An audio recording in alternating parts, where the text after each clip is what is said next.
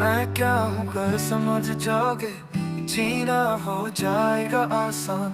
दुख और पीड़ा कम हो जाएंगे, जियोगे तुम सीना तान। तो इससे पहले तुम बात करो, मैं थोड़ा सा यहाँ के बारे में बता दूं। हम लोग अभी यूपी के बांदा में आए हुए हैं। यहाँ एक हमारे बड़े भाई हैं, प्रेम सिंह जी। और उन्होंने इस गांव में एक बहुत बढ़िया प्राकृतिक सौंदर्य से लबालब एक बगीची बनाई है। कुछ एकड़ में उनका एक फार्म हाउस है, जिसमें आम के पेड़ लगे हैं और प्राकृतिक विधि से यहाँ पर ये कार्य कर रहे हैं। जिस प्रकार से हमारे स्कूल में एनुअल डे होता है, इसी प्रकार एक वार्षिक सम्मेलन होता है जीवन विद्या का। तो ये 27वां वार्षिक सम्मेलन यहाँ पे चल रहा है। और जैसे हम अपने स्कूल में किसी थीम के साथ अपना एनुअल डे मनाते हैं, तो यहाँ इस साल जो थीम है, वो थीम है आवर्तनशीलता। आवर्तनशील मतलब रिपीटेशन, या कहे तो एक साइकिल का पूरा होना। जिस प्रकार हमने साइंस में ऑक्सीजन साइकिल या फूड चेन, इनके बारे में पता है, सुना है कि एक साइकिल पूरी होती है, यहाँ से चलता है फिर वापस वहीं पे लौट के आता है। इस टाइप की साइकिलिंग की बात हमने जीवन विद्या में भी की थी। और जीवन विद्या में बताया था कि किस प्रकार एक व्यक्ति आगे से सेफ्रिकल कौन सी गति थी, वो वर्तुलाकार गति उसको बोलते हैं, स्पाइरल मूवमेंट, जिसमें एक स्प्रिंग की भांति आगे आगे आदमी बढ़ता जाता है। ये सन के मोशन को भी हमने इस तरीके से जोड़ा था। तो यहाँ आवर्तनशीलता पर हो रही है बात। आवर्तनशीलता कहाँ कहाँ किस किस क्षेत्र में हो रही है। तो आज शिक्षा में आवर्तनशीलता की बात हुई, और जीवन विद्या में आवर्तनशीलता की बात हुई, खेती में आवर्तनशीलता, अर्थशास्त्र में आवर्तनशीलता। और आवर्तनशीलता एक साइकिल पूरी होना, जिससे मैंने बताया। वर्तमान में जो साइकिल पूरी हो रही है, वो ह्रास की तरफ हम बढ़ रहे हैं। आपको अगर किसी को भी ध्यान होगा, जब हम स्कूल में एक शिविर आप लोगों का ले रहे थे, तो मैंने बताया था कि हम पिछले अपने 200 साल का इतिहास चेक करते हैं। उन 200 साल के इतिहास में हमने शिक्षा पर बात की कि शिक्षा जो है वो अभी बढ़ी है। एजुकेशन का स्कोप बच्चों के लिए बढ़ा है या घटा है। दूसरा, और जो परिवार में जो संबंधों में जीना है, तो संबंधों का विकास हुआ या संबंधों में एक दूसरे के साथ तनातनी ज्यादा बढ़ी है। आपको ध्यान है? किस किस को ध्यान है? उस शिविर में थी स्नेहा, शानवी, माही का मेरे को ध्यान नहीं है, माही नहीं थी, और श्याम भी नहीं था। 3 बच्चियां उस शिविर में थी। हमने 200 साल का अपना इतिहास खोला था, 200 साल की तुलना की थी कि पहले परिवारों में ज्यादा सदस्य रहते थे, मिलजुल कर रहते थे, पहले प्यार ज्यादा था। अब छोटे छोटे परिवार हो गए हैं, और अब परिवारों की हालत ये हो गई है कि घर में हस्बैंड वाइफ और बच्चा है, लेकिन वो भी तीनों अलग अलग ठिकानों पर रहते हैं। हुई थी, आपको ध्यान आया कुछ?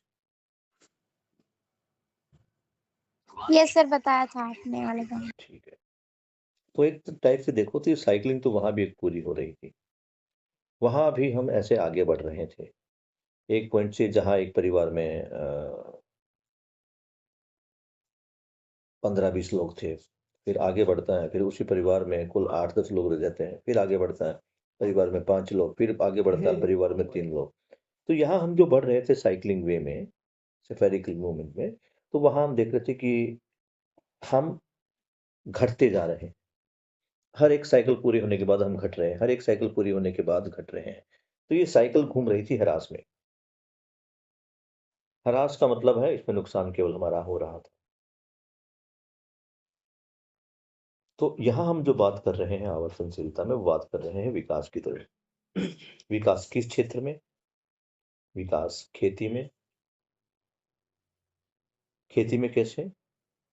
कि खेती में अभी जो हम रासायनिक उर्वरकों का प्रयोग कर रहे हैं, किस प्रकार इसको हम धीरे धीरे कम करके इसमें हम जो हमारी देसी खाद है, या जैविक खाद है उसका प्रयोग कैसे बढ़ाएं, शिक्षा में आवर्तनशीलता कैसे लाए। अब कहने के तो हमारी एजुकेशन बढ़ रही है, ये बात जैसे भी शानवी ने जिक्र किया था उस टाइम भी हमने जिक्र किया था। जब हमने 200 साल का इतिहास देखा था तो हमने शिक्षा और संबंधों पर बात की थी। पिछले 200 साल में एक छोटा ही टाइम लिया है, तो पिछले 200 साल में हमने देखा कि पहले माँ बाप शायद वो पहली दूसरी क्लास में जाते थे, कुछ 5वीं तक गए, फिर 8वीं तक की पढ़ाई, 10वीं तक की, बीए तक की, 12वीं बीए एमए तक की पढ़ाई, और उसके बाद आज पीएचडी लेवल तक की पढ़ाई है। पढ़ाई एक तरफ से बढ़ रही है, लेकिन इस पढ़ाई से जो संबंधों में जो था तनाव वो बढ़ रहा है। अपनी खुद की जो टेंशन थी वो बढ़ रही है, खुद का जो अकेलापन था वो बढ़ रहा है। तो ये सारा जो आवर्तनशीलता थी ह्रास में हो रही थी। अब शिक्षा के माध्यम से कि शिक्षा में ऐसा क्या प्रयोग किया जाए कि जो संबंधों का ह्रास हो रहा है, ये मानव में जो तनाव चिंता बढ़ रही है इसको किस प्रकार से कम किया जाए। तो इस प्रकार के कुछ पहलुओं पर लेकर ये आवर्तनशीलता की यहाँ पर सम्मेलन चल रहा है, बड़ा अच्छा है। और एक मैंने लिंक ग्रुप में आपको शेयर किया था। आज के आप जब लिंक शेयर करेंगे तो आपको इसमें कुछ व्यक्ति दिखेंगे, जिसमें से दशरथ भाई भी दिखेंगे आपको। दशरथ भाई को जानते हैं ना, सारे गुजरात से, स्कूल में जिनसे मिले थे आप? यस। हाँ, तो दशरथ भाई अपने ग्लोबल गार्डन स्कूल के बारे में बता रहे हैं। वो भी आज की वीडियो में आपको दिखेगा, आप मौका मिले तो देख लेना। तो अब अपने डेली रूटीन के कार्यक्रम को हम आरंभ करते हैं। पुस्तक का जो समापन हो चुका है, उस समापन पर हमारी किस प्रकार की प्रतिक्रिया बनी है, क्या हमने गेन किया है, क्या हमें सार्थक चीज़ें मिली हैं, उसके बारे में आज माही कुछ प्रकाश डालेगी। तो एक बार पहले आप जोरदार तालियों के साथ माही का थोड़ा हौसला बढ़ा दें। बेस्ट ऑफ लक माही बेटा। Thank you sir. और ताली के लिए स्पीकर खोलने पड़ते हैं, माइक अपने अपने ऑन कर ले, और ताली की आवाज़ आनी चाहिए। जैसे मेरी ताली की आवाज़ आ रही है, फिर माही तक सबकी ताली पहुंचनी चाहिए। बहुत बढ़िया, बहुत बढ़िया, बहुत बढ़िया, मजा आ गया भाई, वेरी गुड, बहुत बढ़िया, वेरी गुड, बहुत बढ़िया। तो माही बेटा अब आपकी बारी है, और मैं अपने माइक को कुछ समय के लिए बंद कर रहा हूँ।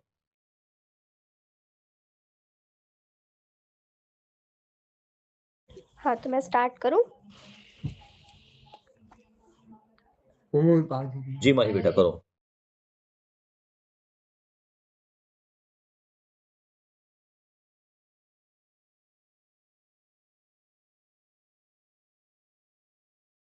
सर मैं स्टार्ट करती हूँ, 1 मिनट प्लीज। इस अध्याय में बाबा जी ने जो बताया है या हमें समझाने की कोशिश की है वो यह है कि हम उन चीज़ों को जो हमारे जीवन में रोज़ ही होती हैं उनके प्रति मतलब ध्यान नहीं दे पाते हैं। तो उनके प्रति बाबा जी ने हमें ध्यान दिलाया है और बताया है हमारे जीवन में रोज़मर्रा में होने वाली चीज़ें।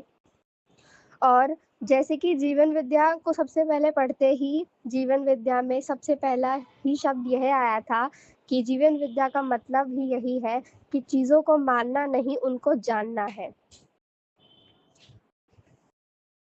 यहाँ पर मेरी जो समझ बनी है वो यह है कि जो भगवान का स्थान है, जो कि मतलब ये मैं अपने पॉइंट ऑफ व्यू से बोल रही हूँ, अगर किसी को मतलब मेरी बात गलत लगे उस पॉइंट ऑफ व्यू में नहीं है ये।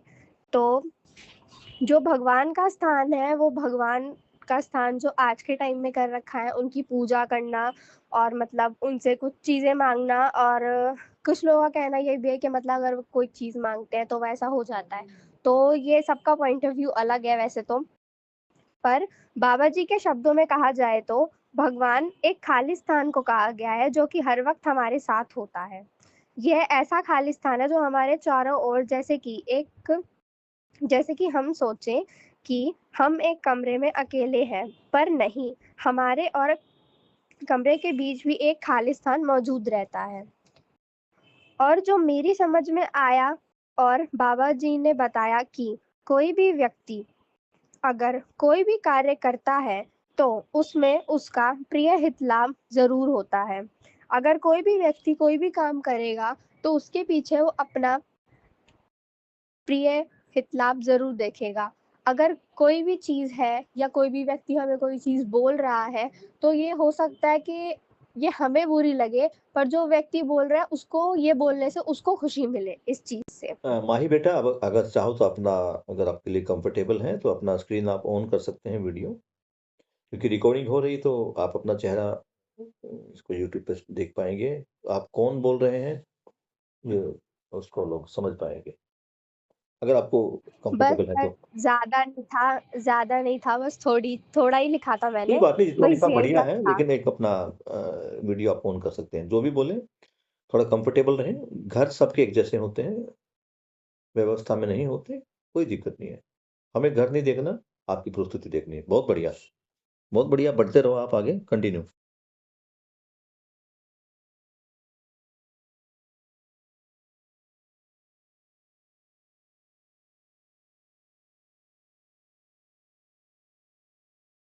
और ये कोई जबरदस्ती वाली बात नहीं बेटा, आपको कंफर्टेबल जोन फील हो तब आप अपना वीडियो ऑन करना, क्योंकि मैं समझता हूँ घर में कई बार ऐसा होता है कि कुछ काम वाम चलता रहता है। जी।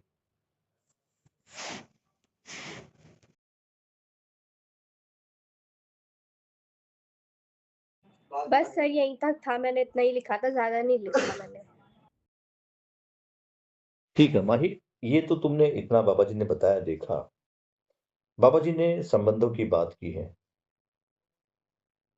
तो अभी तक तुम जिन संबंधों में रह रही हो और बाबा जी ने जिस प्रकार से संबंधों को व्याख्यायित किया है, तुम वहां पर क्या अंतर देख पा रही हो?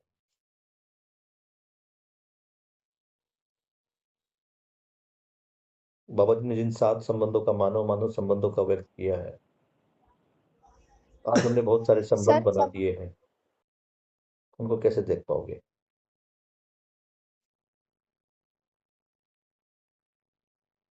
सर संबंध तो बाबा जी ने बहुत सारे बताए हैं, जैसे कि माता-पिता वाला, हस्बैंड वाइफ वाला, भाई-भाई का, भाई-बहन का, मित्र-मित्र का, बहुत सारे संबंध बताए हैं। पर मेरे लिए जो मतलब कम्फ़र्ट ज़ोन वाला है या थोड़ा बहुत ऐसे भी हो सकता है, पर मेरे लिए जो है वो मित्र-मित्र का संबंध ज़्यादा कम्फ़र्ट है मेरे लिए तो। क्योंकि ऐसी बहुत सारी चीज़ें होती हैं जो मतलब हम हर किसी से शेयर नहीं कर पाते, या मतलब देखा जाए तो भाई-बहन वाला संबंध भी ठीक है, क्योंकि बहुत सारी चीज़ें होती हैं जो हम बाहर शेयर नहीं कर पाते, तो अगर हम अपने घर में शेयर करेंगे, और सबसे ज़्यादा अच्छी बात ये रहेगी अगर जो हमारा मित्र-मित्र वाला संबंध है, अगर वो हमारे भाई-बहनों में ही हो जाए, तो इससे हमारी जो चीज़ें हैं या बातें हैं वो बाहर भी नहीं जाएँगी, और मतलब जो हमें सॉल्यूशन मिलना होगा वो भी मिल जाएगा।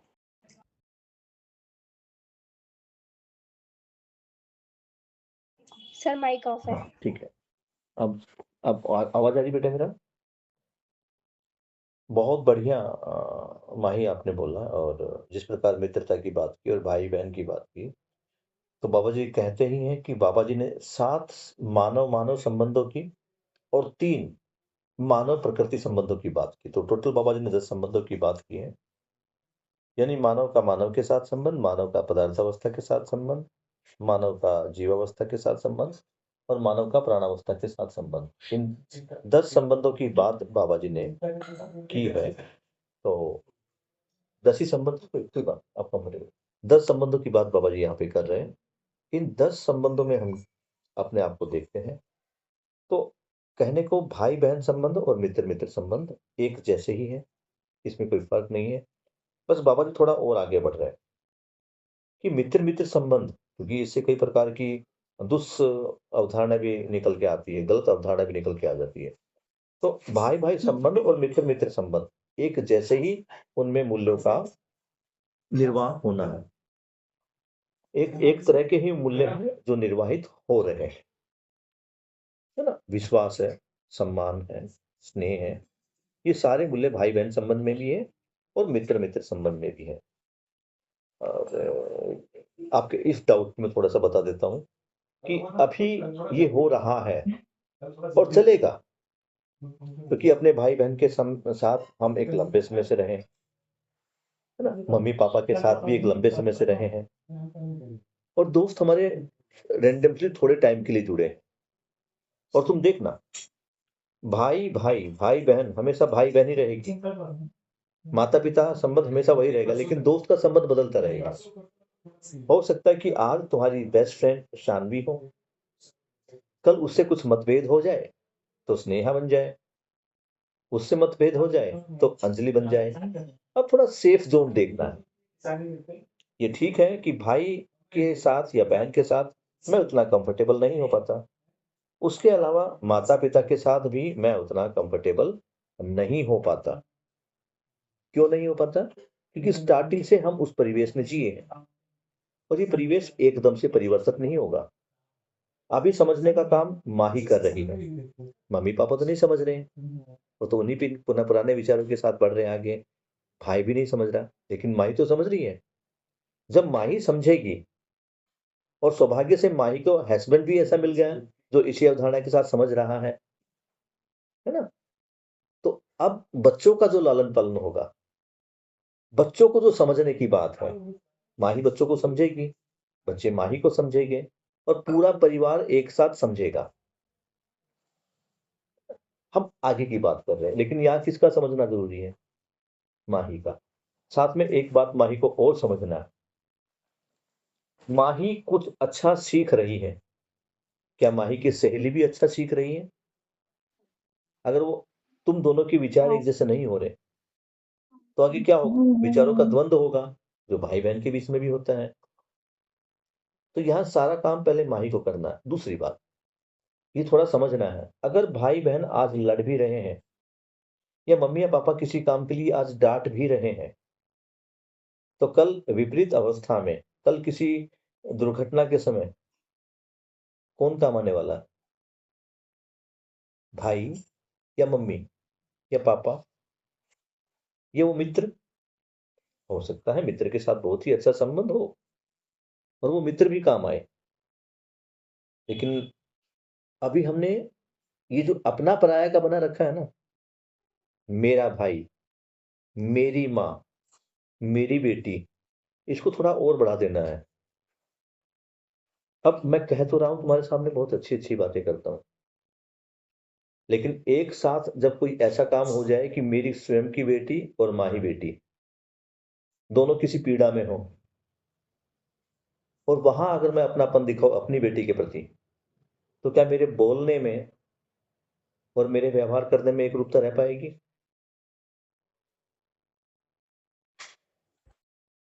नहीं रह पाएगी। तो यहाँ मुझे जो ध्यान देना है, वो ये ध्यान देना, क्या हो गया, अनस्टेबल, क्योंकि यहाँ वाईफाई नहीं है, तो नेटवर्क का कई बार इशू हो सकता है, आवाज अप एंड डाउन हो सकती है। तो यहाँ अपने परिवार को बढ़ाया मैंने। आज मैं गर्व के साथ कह सकता हूं कि इस क्लास में मेरी 4 बेटियां और 1 बेटा बैठा है। तो यहाँ अपनेपन के दायरे को बढ़ा रहा हूं, और आप ही मेरी बेटियां नहीं है, आपकी उम्र की हर लड़की, जिसे मैं जानता हूं या नहीं जानता, वो सब मेरी बेटी के समान ही तो है। आपकी मम्मी की उम्र की सारी जो औरतें हैं, वो मेरी बहन की उम्र की तो है।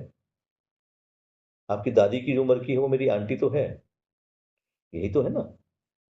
तो मैंने क्या किया, सम अपने दायरे को बढ़ा रहा हूं, क्योंकि मेरा कमांड किसके ऊपर चलेगा? मेरा कमांड तो मेरे ऊपर चलेगा ना। ये मुझे देखना है कि मैं कहां तक काम कर पा रहा हूं।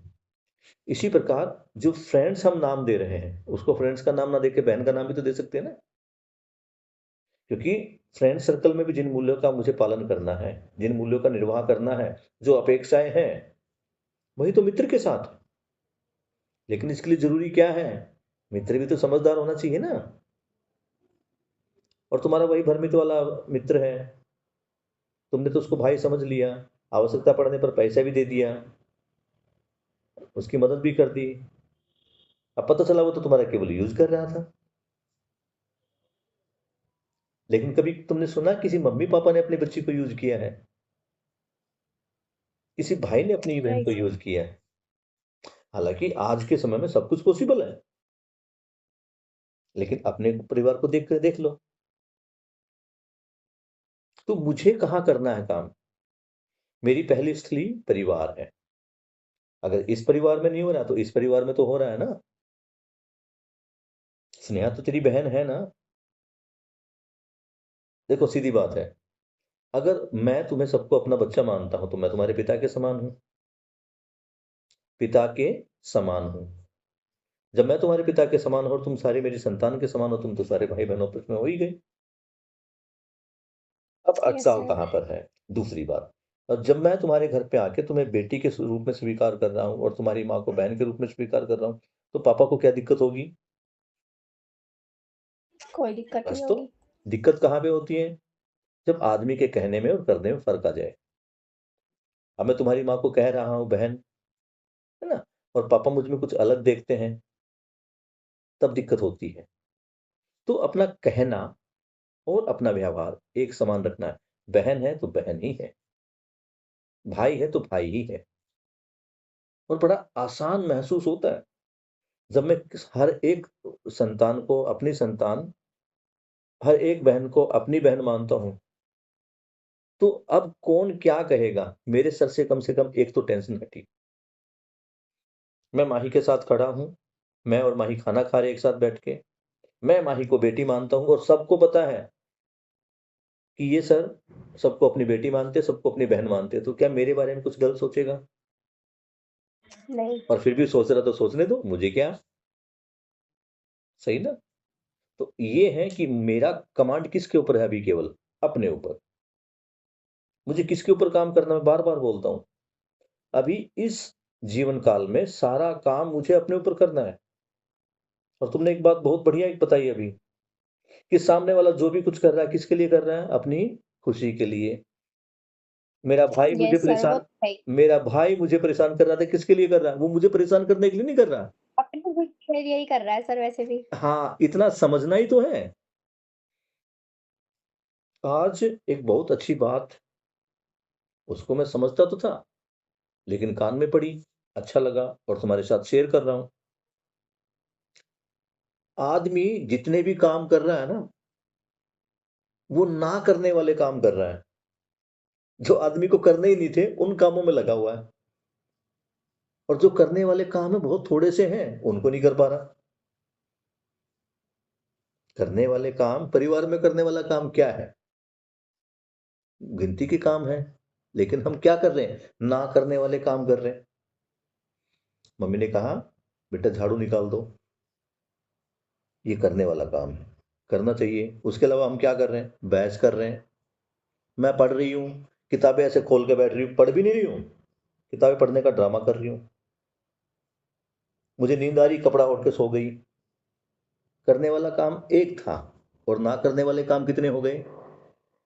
3 हो गए। बहुत सारे। अब मैं तुमसे पूछता हूं कि 2 गुना 2 4 होता है, ये सही आंसर? हम्म। सही आंसर कितना है? एक है या अनेक है? एक। लेकिन मैं तुमसे कहता हूं कि 2 दूनी 4 होते हैं। इसको छोड़ के बाकी के आंसर बताओ, सारे गलत आंसर बताओ, तो तुम कितने आंसर बता सकती हो? मैं तो 5 भी बोल सकती हूँ, 8 भी बोल सकती हूँ। और मैक्सिमम? मैक्सिमम 100 तक बोल सकती हूँ। गलत आंसर, बस 4 को छोड़ के। है ना? और बाकी बच्चे बोल ही सकते हैं। अब देखो, बोलने वाली चीज एक थी और ना बोलने वाली। बहुत सारी। इसी तरह करने वाला काम कुछ लिमिटेड के हैं और ना करने वाले। अनलिमिटेड। तो अनलिमिटेड काम करने से हमारी अनलिमिटेड एनर्जी लग रही नहीं लग रही? वो तो लगी रही है सर। अच्छे कामों में लग रही, खराब कामों में लग रही है? खराब नहीं लग रही है। और जो अच्छे काम होने थे वो हो रहे हैं क्या? नहीं, वो रुके हुए हैं बल्कि। इतना ही तो करना है कि अपनी एनर्जी को कन्वर्ट करना है। जो हम उल्टे सीधे फालतू के कामों में लगे पड़े हैं, वो सारी एनर्जी को कहाँ कन्वर्ट करना है? ढंग के कामों में। अभी ढंग का काम क्या है? पढ़ाई करना, एग्जाम का टाइम है। ढंग का काम क्या है कि 1 घंटे हम बैठ के कुछ डिस्कस करें। हम कर क्या रहे हैं? उस 1 घंटे के काम में ही हम या तो घर के काम में लग गए। बहुत बढ़िया बात है, करना भी चाहिए। कुछ बच्चे, क्या मैं भी खुद करता हूँ, सुबह मैं जब सुबह वाली क्लास लेता हूँ तो मुझे स्कूल जाना होता है, तो मैं तो अपने कानों में ईयरफोन लगा रहा हूँ, थोड़ी बहुत एक्सरसाइज भी कर रहा हूँ, चाय भी पी रहा हूँ। और फिर जब बाथरूम में घुसता तो बड़े वाला स्पीकर है, उसको जाके उसमें टांग देता हूँ, वहां भी सुनता रहता हूँ। तो काम करने में कोई दिक्कत नहीं, सार्थक काम तो हम कितने भी कर सकते हैं, उल्टे सीधे काम अनेक हैं, कुछ भी कर लो। तो हमने काम का सार्थकता पे अच्छी तरफ से। तो अभी अच्छी 2 ही चीज़ें, 12th क्लास की पढ़ाई और अच्छे नंबर लेना, और शाम का ये 1 घंटे का समय जिसमें हम संबंधों में जीना सीख रहे हैं। अगर इस क्लास में मैं तुम्हें ये सिखाऊँ कि नहीं मम्मी की बात नहीं माननी, अपना पढ़ाई किया करो, छोड़ दो घर के काम, तो मम्मी अगले दिन क्लास में आने देगी? नहीं करने देगी। और मैं तुमसे कह रहा हूँ कि बेटा तुम मम्मी की बात मानो, पापा की बात मानो और भाई के साथ मिल-जुल के रहो, क्योंकि ये सारे जितने भी कुछ काम कर रहे हैं, किसकी भलाई के लिए कर रहे हैं? ये सोच के चलो कि जो भी कुछ कर रहा हूँ, वो मेरी भलाई के लिए कर रहा है। कितना आनंद आता है ना भैया सोचने से ही। मुझे गर्व होने लगता है अपने माँ-बाप पे। 1 मिनट के लिए हम सोच के देखते हैं अपने पिता के बारे में। सुबह निकल के जाते हैं, शाम को वापस आते हैं, पूरा दिन थकावट में। पता नहीं कहाँ-कहाँ, कैसे-कैसे कार्य वो कर रहे हैं। है ना? तो सोचने का तो है, तो पॉजिटिव सोचे ना। और हम क्या सोच रहे हैं? मेरा बाप कौन-सा बढ़िया कर रहा है, सबके बाप करते हैं। क्या मेरे पापा के पापा ने नहीं किया होगा? ये कौन-सा अलग कर रहे हैं? कोई कुछ अलग नहीं कर रहा, और तुम भी आगे जाके कुछ अलग नहीं करोगी। मानव का ये परंपरा बनाने के लिए उसकी ज़िम्मेदारी है कि जो भी उसे कुछ अच्छा मिला, वो अपने आने वाली पीढ़ी को दे के जाए। तो तुम्हारे पिताजी को, मम्मी को, दादा को जो भी कुछ मिला, वही तो डिलीवर कर रहे हैं ना। तुम्हारी मम्मी को अपनी मम्मी से शक मिला, बाहर जाएगी तो ऐसी हो जाएगी, ये करेगी तो ऐसे हो जाएगी, लड़की की जाते घर से बाहर नहीं जानी चाहिए, तो तुम्हारी मम्मी तुम्हारे को क्या दे रही है? शक ही देगी। लेकिन आज हम बैठकर विश्वास की बात कर रहे हैं, आज हम बैठकर सम्मान की बात कर रहे हैं, तो तुम अपनी बेटी को क्या दोगी? शक या विश्वास और सम्मान? विश्वास और सम्मान। और विश्वास और सम्मान जब माँ बेटी में बढ़ेगा, तो वो मन की बातें माँ के साथ करेगी या दोस्त के साथ? ऑफ कोर्स सर, घर में ही करेगी। बस तो हमें क्या मिला क्या नहीं मिला उसको छोड़ देते हैं, उसको तो हम नहीं बदल सकते ना। मेरे मम्मी पापा को किस प्रकार की बातें सुनने को मिली, किस प्रकार के संस्कार मिले, अच्छे मिले होगी, हर माँ बाप अच्छी कोशिश करते हैं। लेकिन अच्छा होना और अच्छा लगना दोनों अलग अलग बातें हैं या एक बात है? अलग अलग बातें हैं। बस। अब तुम तक कुछ अच्छा पहुंच रहा है, कुछ सार्थक पहुंच रहा है, और फिर बाबा जी तो कहते हैं जिसके पास जो होगा वही बांटेगा। तुम्हारे पास विश्वास हो तो क्या बांटोगी? विश्वास तो बस। विश्वास ही बांटेंगे। और मुझे विश्वास था कि माही के घर पे जाओगे और माही के घर पे बहुत अच्छी चाय मिलेगी। है विश्वास हो गया, वो विश्वास वहां से स्नेह में कन्वर्ट हो गया। स्नेह का मतलब है संबंध स्थापित होना। ठीक है ना? बहुत बढ़िया माही, मजा आ गया। एक बार सारे बच्चे फिर से अपने स्पीकर खोल के माही के लिए जोरदार ताली बजा दो भाई। कॉन्फिडेंस माही, अमेजिंग, बहुत बढ़िया, शाबाश। Thank you sir. बढ़िया। तो आज, अरे वाह, आपको मैं अपने एक अच्छे मित्र से मिलवाता हूँ जो हर शिविर में और हर सम्मेलन में मेरे साथ होते हैं। मेरे साथ विजेंद्र भाई हैं। आइए विजेंद्र भाई। कैसे है बच्चों? ये विजेंद्र भाई हैं, और खुशी की बात है कि विजेंद्र भाई को मैं बहुत पहले से जानता था, लेकिन उस समय हमारी मित्रता इतनी अच्छी नहीं थी। आज हमारी मित्रता बहुत बढ़िया है। तो विजेंद्र सर भी मेरे जीवन विद्या कार्य में हर तरह से मेरे सहयोगी हैं, बहुत बढ़िया मेरा साथ दे रहे हैं। हमारे इमरान भाई हैं जो अपने किसी ज़रूरी काम में लगे हुए हैं, हम एक ही कमरे में ठहरे हुए हैं यहाँ पे। तो अगला अपनी प्रस्तुति कौन देगा, श्याम देगा या शानवी? प्रस्तुति का मतलब ये है कि ये पुस्तक जो खत्म हुई, मेरा इस पर मुझे इससे क्या अच्छी चीज़ मिली जिसको मैं अपने व्यवहार में लाने का प्रयास क्या करूँगा, समझ बनी? और मेरी क्या समझ बनी। सर मैं कल बताता हूँ मैं। अच्छा, कल बताओगे? हाँ सर। कोई बात नहीं, आज कोई बताना चाहे, शानवी या स्नेहा?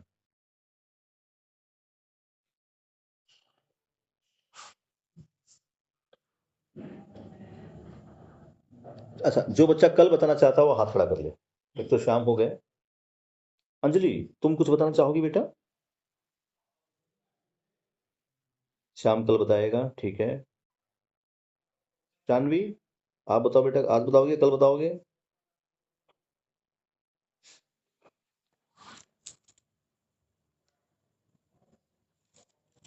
शान्वी भी कल बताएगी, और अंजलि और स्नेहा आप भी कल बता देना, कोई दिक्कत नहीं है।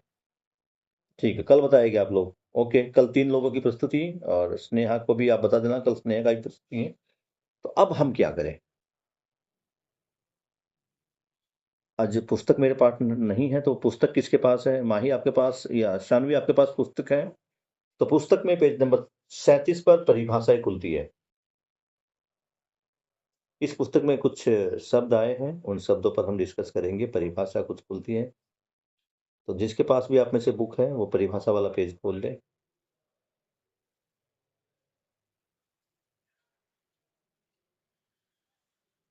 उसको कर लेते हैं। अच्छा, एक बात और बताएं, परिभाषा पे काम करें या किसी अन्य विषय पर आज बात करें? पुस्तक के किसी विषय पर जिस पर आपकी समझ ना बनी हो या कुछ और समझना चाहते हैं?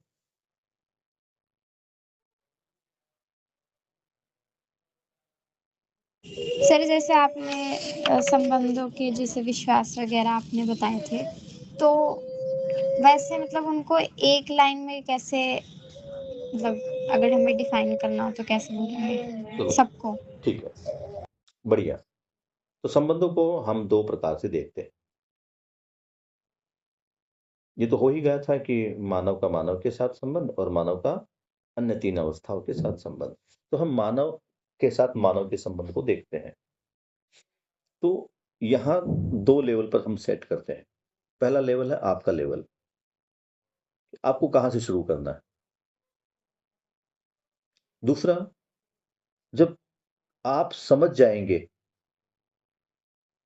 आप समझदारी पा गए, मूल्यों को समझ गए, संबंध को समझ गए, और ज्यादा नहीं तो हम 5 लोग, हम 6 लोग और आपके परिवार के वो 4 लोग कम से कम न्याय कर पाए। न्याय का मतलब है संबंधों को समझकर, संबंधों में जिन मूल्यों का निर्वाह होना है उन मूल्यों का निर्वाह करके आपस में खुश होना, आपस में समाधानित होना, ये न्याय है। तो अभी हम कहां पर क्या देख पा रहे हैं? अभी मम्मी पापा आपके इन संबंधों को नहीं समझे, इन मूल्यों को नहीं समझे। समझने का प्रयास आप अपने स्तर से कर रहे हैं।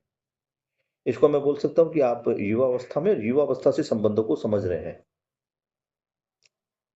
दूसरा क्राइटेरिया क्या है कि आप समझदार हो गए और आपके घर में छोटा बच्चा पैदा हुआ और आपने वहां से वो छोटा बच्चा आपके साथ रहते रहते उन मूल्यों को समझे। 2 कैटेगरी पर हम बात करते हैं। चूंकि अभी हम सीखने की अवस्था में हैं, हम सीख ही रहे हैं, तो सबसे पहले हम शुरुआत कहां से करें, कौन से मूल्य से शुरुआत करें? तो मैंने आपको बताया था कि एक मूल्य है जो हर मूल्य के अंदर समाहित है।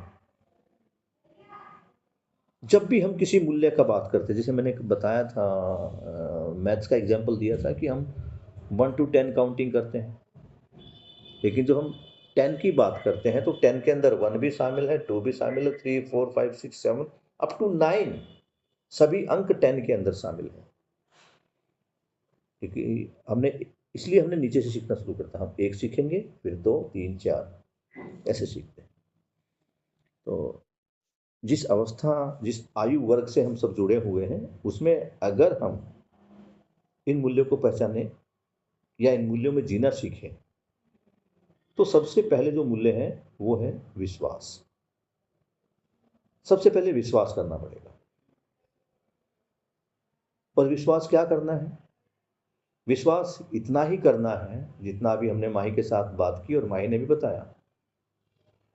हमें केवल इतना ही विश्वास करने वाला कि जो सामने वाला है, सामने वाला कोई भी हो सकता है, मेरा भाई बहन, रिश्तेदार, मम्मी पापा, दोस्त या कोई अनजान, इतना समझना है कि सामने वाला जो भी है, वो जो भी कुछ कर रहा है वो अपनी खुशी के लिए कर रहा है, वो मुझे परेशान नहीं करना चाहता,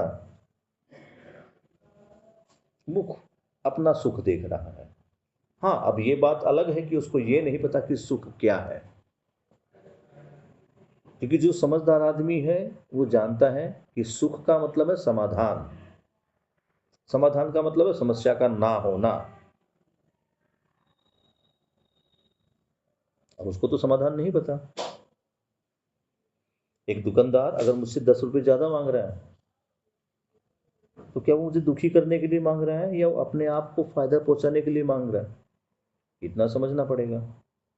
इसका अर्थ ये नहीं कि हम मूर्ख बन जाए और उसको 10 रुपये दे भी दें। ये सारे व्यवहार जो है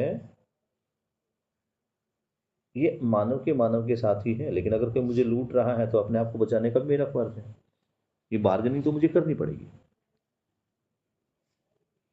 तो जब हम आपस में एक दूसरे के साथ कम्युनिकेट करते हैं, बाहर निकलते हैं, तो हमारा सबसे पहला जो हथियार है, जो सबसे पहला जो मूल्य है जिसको हमें फॉलो करना है, वो विश्वास।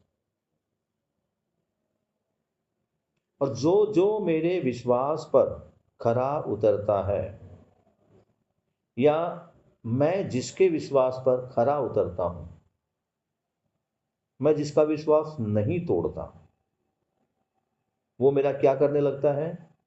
वो लगता है मेरा सम्मान करने। और मैं भी, जो मेरा विश्वास नहीं तोड़ता, एक ऐसा मित्र, अभी तुम बात कर रहे थे ना दोस्तों की, एक ऐसा दोस्त है जो तुम्हारे सीक्रेट्स, जो तुम्हारी प्राइवेट बातें दूसरे को शेयर कर पा रहा है, क्या उसके साथ विश्वास बनेगा?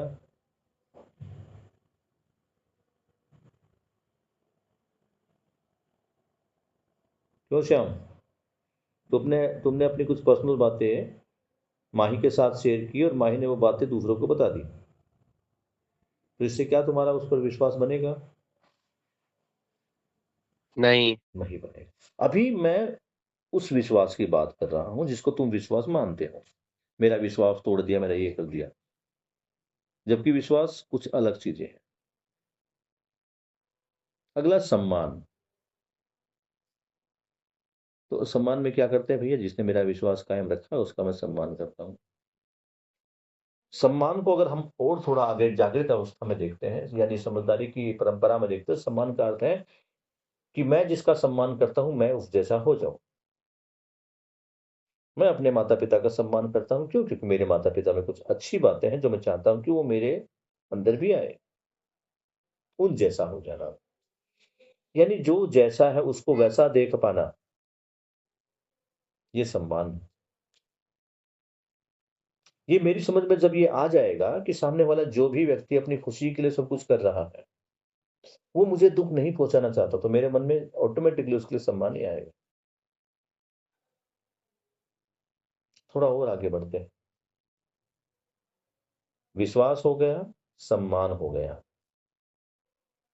अब स्नेहा और माही है। इन दोनों को पता है क्योंकि ये समझदार है। ज्ञान, 3 प्रकार का ज्ञान इन्होंने शब्द रूप में तो ले ही लिया है कि जो 3 प्रकार का ज्ञान है, मैं क्या हूं, जीवन क्या है ना, करना क्या है, और ये अस्तित्व से अस्तित्व क्या है। इनका अगर ज्ञान प्राप्त हमने कर लिया तो हम समझदार हो गए। अब शानवी जानती है कि स्नेहा मेरी लिए कुछ गलत नहीं करेगी, स्नेहा ये जानती है कि माही मेरे लिए कुछ नहीं गलेंगे, तो इनमें विश्वास हो गया। विश्वास हुआ तो दोनों एक दूसरे का सम्मान करने लगे, क्योंकि दोनों आपस में एक दूसरे की बातों को लीक नहीं करते,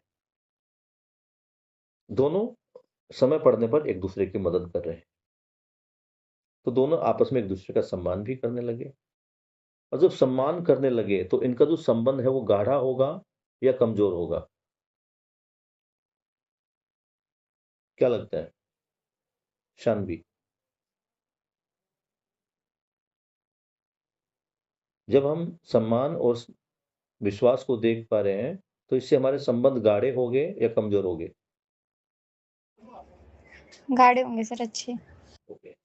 तो ये संबंधों का गाढ़ा होना ही मतलब संबंधों को पहचानना, इसे ही कहते स्नेह।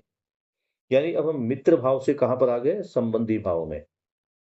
बोलते ना तू मेरी बहन जैसी है, वो जैसी हटके तू मेरी बहन हो गई, यही सब कुछ हो गया, ये स्नेह है। और जब स्नेह आता है तो स्नेह के साथ आते हैं ममता और वात्सल्य। अब ममता को भी समझ ले, ममता हम केवल माँ को मानते हैं कि माँ नहीं, ममता। अगर परंपरा में जो शब्द चलता आ रहा है ममता, तो ऑटोमेटिकली माँ के साथ ही जुड़ा। और माँ की ममता कहाँ दिखाई दे रही है? तो बोलते हैं ना, देखो माँ खुद भूखी रह जाएगी लेकिन औलाद का पेट भरेगी। तो ममता कहाँ दिखाई दे रही है? उसके पोषण में, बच्चे का पेट भरने में। लेकिन बाबा जी तो कह रहे हैं, भाई बच्चा ये खाली शरीर नहीं जिसका तुम पेट भरना है, जिसका तुम्हें पोषण करना है। शरीर के साथ जीवन है, और जीवन में चलते हैं मूल्य, मूल्यों का मूल्यांकन। तो जीवन में मूल्यों का पोषण भी करना है। जीवन में जो सार्थक शिक्षा है वो भी देनी है। ये माँ का ही काम है। तो अब वो जो मित्र मैं देख रहा था, उसमें मैं कैसे देखूं ममता? ममता का अर्थ क्या है? अभी मेरा पोषण करना, मेरे शरीर का ध्यान रखना, मेरे ज्ञान का ध्यान रखना। तो अब मैं अपने उस मित्र को कुछ कहती हूँ, मुझे ये करना है, तो मित्र क्या कहते हैं, नहीं ये मत करना, ये ठीक नहीं है, इसको करने से ऐसा होगा। या अगर हम अपनी 12th क्लास में हैं और हम मित्रता को अच्छी तरह समझ गए, हम स्नेह में जीने लगे, संबंधों में जीने लगे, यस तू मेरी बहन ही है, तो साथ में क्या कर रही है, मेरी शिक्षा में मेरी मदद भी कर रही है। मुझे कुछ नहीं समझ में आ रहा है तो वो मुझे बता देती है, उसकी कुछ समझ नहीं आ रहा तो मैं उसको बता दे रहा। तो अभी भ्रमित अवस्था में, अभी जो जिस लेवल पे हम, उस लेवल से ऑफ करेंगे। अभी मैं बिल्कुल ज्ञान तक आपको नहीं लेके जा रहा। तो अभी हम क्या करते हैं, किसी सब्जेक्ट में स्नेहा को जरूरत है तो माही उसकी हेल्प कर रही, माही को जरूरत है तो स्नेहा उसकी करे। तो यहाँ पे क्या करे, जीवन का पोषण, उसकी समझदारी का पोषण भी हो रहा है। भले ही वो जो शिक्षा है वो स्कूल वाली शिक्षा है, लेकिन अभी पोषण को यही से समझते हैं, जीवन का पोषण और शरीर का पोषण। आज माही खाना नहीं लेके आई तो स्नेहा ने शेयर कर दिया, स्नेहा ने लेके आई तो माही ने कर दिया। तो यहाँ पर ये आपस में संबंधों को समझते हुए एक दूसरे का पोषण कर रहे हैं, शरीर का भी जीवन का भी। अभी ये पोषण कहाँ पे होता है? ममता रूप में देखते हैं। छोटे बच्चे के रूप में देखते हैं तो माँ अपने बच्चे को अच्छी अच्छी शिक्षाएं देती है। अभी हम भ्रमित परंपरा से जुड़े हुए हैं तो माँ जो शिक्षा दे रही है वो अलग रूप में दे रही है। माँ और पिता हमें जो शिक्षा दे रहे हैं वो डू एंड डोंट्स में दे रहे हैं। ऐसा करना, ऐसा नहीं करना, ऐसा करना, ऐसा नहीं करना, इसके साथ खेलना, उसके साथ नहीं खेलना, यहां जाना, यहां नहीं जाना, ये खाना, ये नहीं खाना, ये खाना, ये नहीं खाना। इस प्रकार की शिक्षा हमारे को माता दे ही रही है। क्यों? क्योंकि ये उनको सबको मिला है। जिसको जो मिला, जिसके पास जो होगा वो बांट रहा है। वो सही है या गलत है उसको हम अभी कैलकुलेट नहीं करते। लेकिन जब तुम समझदार हो जाओगे तो तुम अपनी परंपरा में क्या बांटोगे? समझदारी बांटोगे। ज्ञान के रूप में तुम क्या दोगे? मानवीय ज्ञान दोगे। अब हम क्या दे रहे हैं अपने बच्चों को? जीव ज्ञान। वही जीवों की तरह जीते जीते रहते हैं। तो यहां से एक परंपरा बनेगी। तो अब तुमने क्या देखा? विश्वास किया, सम्मान मिला तो स्नेह स्थापित हुआ, स्नेह स्थापित हुआ तो आपस में ममता वाला गुण आया। ममता के साथ वात्सल्य भी आता है। आमतौर पर ममता माता है, जिसमें माँ बच्चे को अच्छी अच्छी शिक्षा देती है और अच्छा अच्छा खाना खिला के उसके शरीर और जीवन दोनों का पोषण करती है। पिता का है वात्सल्य। वात्सल्य का मतलब क्या है? अपने परिवार में अपने बच्चों का संरक्षण करना। पोषण और संरक्षण, माँ का काम पोषण, पिता का काम संरक्षण।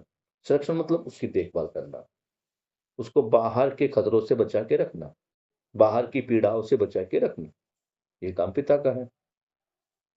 अब एक अच्छी सहेली के रूप में हम, क्योंकि फ्रेंड का एग्जांपल ले रही थी ना, माहिना फ्रेंड की बात कर दी, तो एक अच्छा मित्र भी वात्सल्य का नियम, वात्सल्य का काम करता है। जब मेरे चरित्र पर, मेरा किसी भी अन्य टॉपिक पर मैं कुछ गलत करने वाला होता हूं तो एक अच्छा मित्र मुझे रोकता भी है। मेरे साथ कुछ गलत होने वाला है तो मित्र वो बीच में प्रोटेक्शन भी करता है। नहीं रख भैया, तो वो मित्र भी प्रोटेक्शन देगा। अपने पिता को देखो क्या काम करते हैं। अब तुम्हारे ऊपर अगर कल को कोई बात होती है तो पिता पिता कहने से बात नहीं बनती। अगर मैं वहां पर उपलब्ध हूं और मेरे लायक कुछ कार्य है तो मुझे खड़ा भी होना पड़ेगा भैया, क्योंकि तुम मेरे सब अपने बच्चे हो, तो तुम्हारा संरक्षण भी करना है। कुछ अवस्थाओं में हम करते भी हैं अपने बच्चों का संरक्षण। तो यहां तक बात आई पोषण और संरक्षण की। तो जब तुम्हें लग रहा है कि मेरी माँ, मेरा पिता, मैं इस ममता को, इस वात्सल्य को और अलग गहराई तक लेके जाने का प्रयास कर रहा, तुम्हारे साथ समझने का प्रयास करना, तुम जिसको मित्र कह रहे हो, तो जो मित्र समय समय पर मेरी मदद करता आ रहा है, मेरे पोषण और संरक्षण का ध्यान भी रखता है, मुझ पर विश्वास भी करता है, मेरा सम्मान भी करता है, मेरा प्रति उसका स्नेह भी है, तो ऐसे मित्र के प्रति मैं कृतज्ञ हो जाता हूं। उससे मुझको कुछ मिल रहा है। एक ही दृष्टिकोण में हम लेके आगे बढ़ रहे हैं आज। तो मेरे मन में एक भाव आता कृतज्ञता का, ओहो, इसने मेरे लिए जो कुछ किया है ना, वो कोई नहीं कर सकता। आज मैं जहां जिस अवस्था में हूं उसमें ये मेरा मित्र, मेरा सहयोगी है। मित्र की जगह पे अब हम भाई को भी रख सकते हैं, बहन को भी रख सकते हैं, माँ को, गुरु को, किसी को भी रख सकते हैं, शिष्य को भी रख सकते हैं। क्योंकि आज मैं इतने कॉन्फिडेंस के साथ जीवन विद्या विषय पर बात कर पा रहा हूं, तो आप बच्चों का बहुत बड़ा हाथ है, क्योंकि आपके सामने मुझे व्यक्त होने का मौका मिलता है, इसलिए कृतज्ञता आपके प्रति भी है। कृतज्ञता एफयू ब्लॉक के उस स्कूल को भी है जहां से आप मुझे मिले, और कम से कम 1 घंटा ही सही हम कुछ सार्थक बातें तो करते हैं। तो जब मुझे अपनी उन्नति में, आज मैं जिस लेवल पर हूं उस लेवल की तरफ मैं देखता हूं, तो मुझे बहुत सारे व्यक्ति ध्यान आते हैं जिन्होंने जाने अनजाने में मुझे यहां तक लाने में प्रयास किया है। तो छोटे दृष्टिकोण पे देखता तो मुझे कौन दिखता? अपने मम्मी पापा। शादी हो जाती तो अपना हस्बैंड, उसका परिवार। एजुकेशनल मामला होता तो मुझे अपने टीचर्स दिखते हैं, चाहे ट्यूशन वाले हैं या स्कूल वाले हैं। तो जितने इस दायरे को मैं और बढ़ाता तो मुझे बहुत सारे और भी लोग मिलते हैं। और जब इसको हम एक वाइड एंगल पे देखते हैं, तो भैया बाबा जी तो कहते हैं कि दुनिया में ऐसी कोई व्यक्ति है ही नहीं, दुनिया में ऐसी कोई वस्तु है ही नहीं जिसको हम छोड़ दें। हमें सबके प्रति ही कृतज्ञता है। पदार्थ अवस्था के प्रति कृतज्ञता, जिसके कारण प्राणावस्था जन्मी, प्राणावस्था को कृतज्ञता, जिसके फलने फूलने के बाद जीवावस्था आई, और जीवावस्था के प्रति भी कृतज्ञता, जिससे मानव का जन्म हुआ। और हर एक उस मानव को, उस मानव के प्रति कृतज्ञता जो डायरेक्ट इनडायरेक्ट मेरे काम आ रहा है। वो ट्रैफिक पे लाइट पे खड़ा हुआ हवलदार, वो आलू की बोरी ढोने वाला मजदूर, वो ठेले पे गली में कबाड़ी वाला, वो मेरी घर की नालियों से गंदगी उठाने वाला, आज ये मेरी उन्नति में सहायक है। अब तुम इमेजिन करो, तुम सुबह सुबह पढ़ने बैठी हो और गलियों की सफाई नहीं हो रही, नलियों की सफाई नहीं हो रही, नलियों में कीचड़ मचा हुआ है, चारों तरफ दुर्गंध मची हुई है। क्या ऐसे वातावरण में पढ़ पाओगे? नहीं पढ़ पाओगे। फिर एक सफाई वाला आता है, वहां से पूरी उसको झाड़ू से साफ करता है। कृतज्ञता उस झाड़ू वाले की जो मुझे चलने के लिए साफ सुथरी सड़क दे रहा है। कृतज्ञता उस सब्जी वाले की जो मंडी से सब्जी खरीद कर, भले ठीक है 2 पैसे का लाभ कमा रहा है, भ्रमित अवस्था में लाभ कमाएगा ही वो। तो मैं जब कृतज्ञता के अपने इस क्षेत्र को देखता हूं, तो ये कृतज्ञता सबके प्रति जो मेरी उन्नति में सहायक है, और उन्नति तो मेरी हो ही रही है। मैं जब धरती पर जन्मा था तो मेरी हालत क्या थी और आज मैं किस लेवल पर हूं, उस उन्नति में कौन कौन सहायक है? उस उन्नति में वो हॉस्पिटल भी सहायक है, उसके डॉक्टर भी सहायक है, उसके नर्सें भी सहायक है। उसके बाद जिन लोगों ने उस हॉस्पिटल को बनाया, वो सारे मजदूर। इट मिट्टी, ईंट, पत्थर, 11 वो लोहे की बार, वो सारा सामान जो हॉस्पिटल में लगा है, वो किसी न किसी के माध्यम से तो पहुँचा ही होगा ना वहाँ पे, उन सबके प्रति कृतज्ञता। क्योंकि वो नहीं होते तो हॉस्पिटल नहीं होता, हॉस्पिटल नहीं होता तो डॉक्टर नहीं होते, डॉक्टर नहीं होता तो मैं इलाज कहाँ से कराता?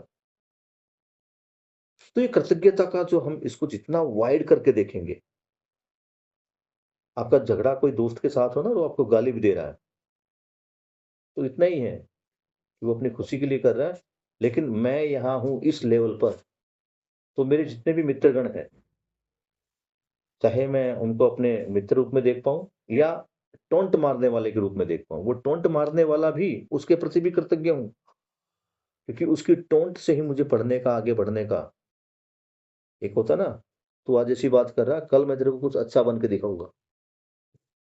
अगर वो टोंट नहीं मारता तो कैसा होता?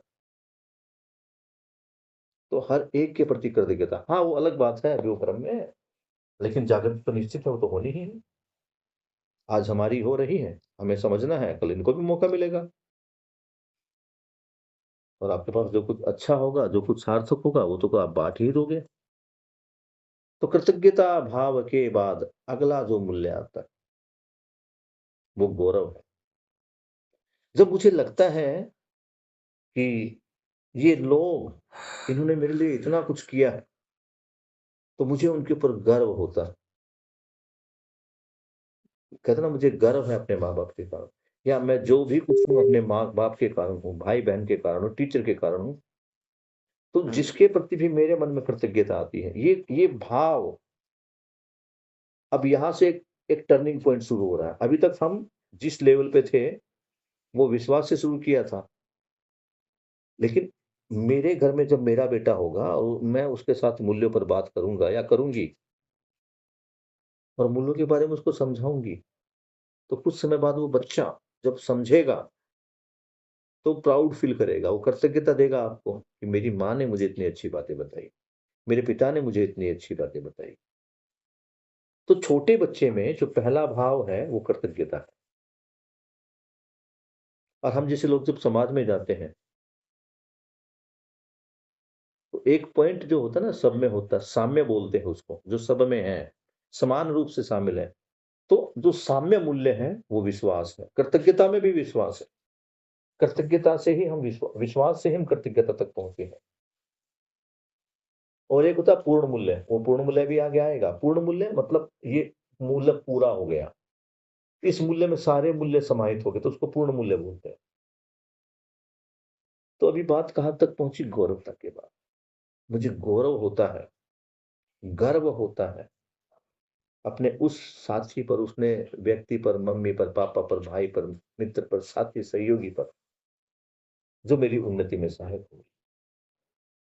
और जैसे मुझे उन पे गर्व की भावना आती है, ये जैसे गौरव कंप्लीट होता है, ये मूल्य कंप्लीट होता है, तो एक उनके प्रति मेरे मन में श्रद्धा आती है।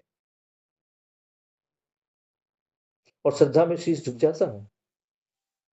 मन से अच्छी-अच्छी भाव निकलते हैं उनके लिए। ये श्रद्धा, मतलब वो जहाँ भी दिखे ऐसे हो जाना।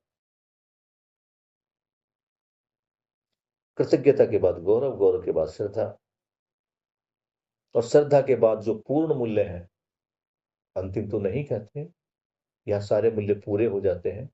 ये अंतिम मूल्य है प्रेम मूल्य, पूर्ण मूल्य। जब हम प्रेम की बात करते हैं, तो प्रेम में विश्वास, सम्मान, स्नेह, ममता, वात्सल्य, कृतज्ञता, गौरव, श्रद्धा, ये सब शामिल है। और कृतज्ञ इसका प्रेम का तो जो शिष्ट मूल्य है, वो अनन्यता है।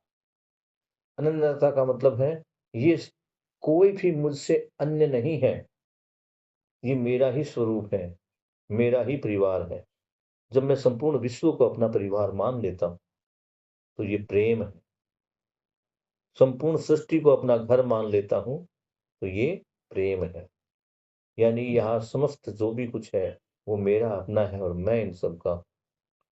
यहाँ परिवार का और संबंधों का विस्तार होता है, और जहाँ तक मेरे परिवार और मेरे संबंधों का विस्तार होता है, वहाँ तक मेरे अपनेपन का संसार होता है।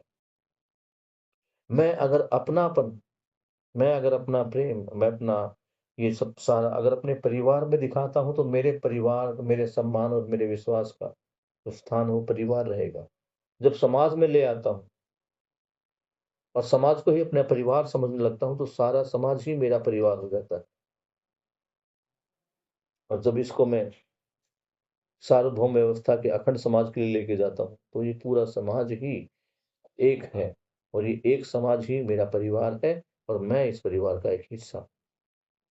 ऐसा समझ में आने लगता है, तो ये है प्रेम। शुरुआत कहाँ से करनी है? विश्वास से। किस बात का? कि सामने वाला जो भी कुछ कर रहा है, अपनी खुशी के लिए कर रहा है, मेरे बुरे के लिए नहीं कर रहा। और हम क्या सोच रहे हैं? भाई मुझे चिढ़ा रहा है, बहन मुझे चिढ़ा रही है, वो मुझसे तेज बोल रहा है मुझे नीचे दिखाने के लिए। भूल जाओ भैया, उसे तेज बोल के खुशी मिल रही है।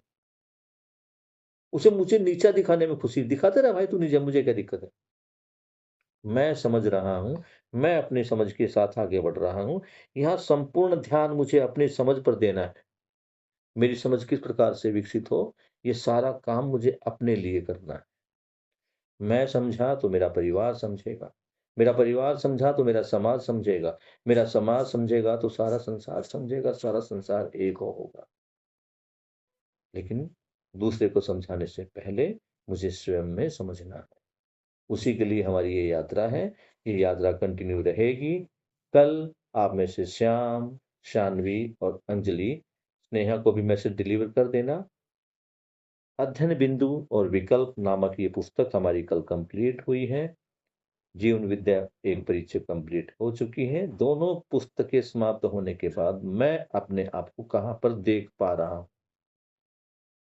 केवल किताबी बातें, आप मुझे पता है अपनी समरी बनाइए, कुछ किताबी बातें आएगी, लेकिन मैं कहाँ तक देख पा रहा हूँ, मेरी समझ कहाँ तक बनी है, कल इस विषय में हम आप लोगों से चर्चा करेंगे।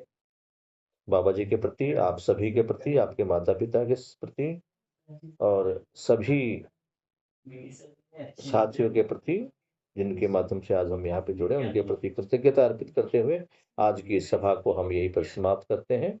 कल फिर मिलते हैं। Good night. Good night sir.